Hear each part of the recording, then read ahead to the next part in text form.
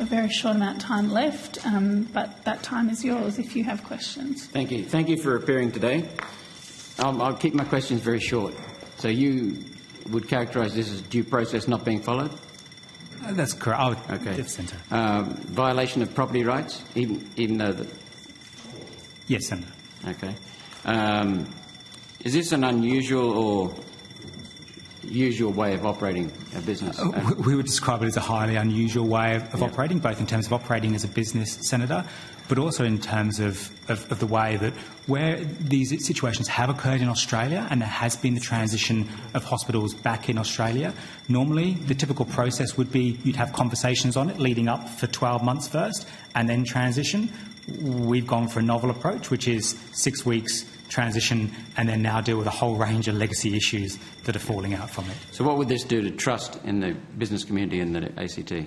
I think that's a fair question, Senator. The sovereign risk issue here is quite significant. We had a long-term contract in place. We no longer have a long-term contract in place, and we weren't consulted about that before that was removed. So I got called out for the previous witnesses. So I understand that they said it was very clearly a religious issue. It was done because of religion? No, Senator. I think they argued the opposite, that they received certain levels of assurance from the government that this was not religious-based. However, it is disappointing that it would see a removal of a faith-based organisation from the territory landscape. So why was it done? Last question. I think that would be a question for the ACT government, Senator. We were negotiating and working in good faith. I personally attended over 15 meetings with the government.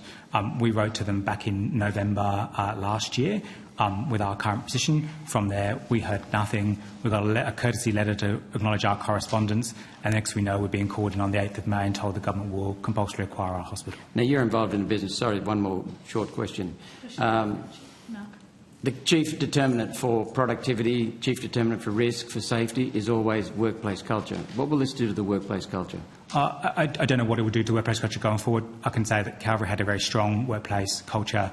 Our staff often described to us that they felt like working in Calvary was like working in a family. Our values were well recognised and well supported.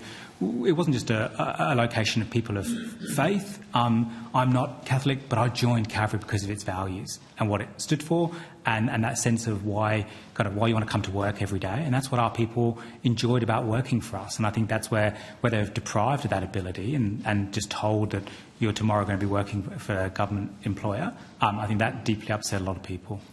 Thank you. Senator Roberts.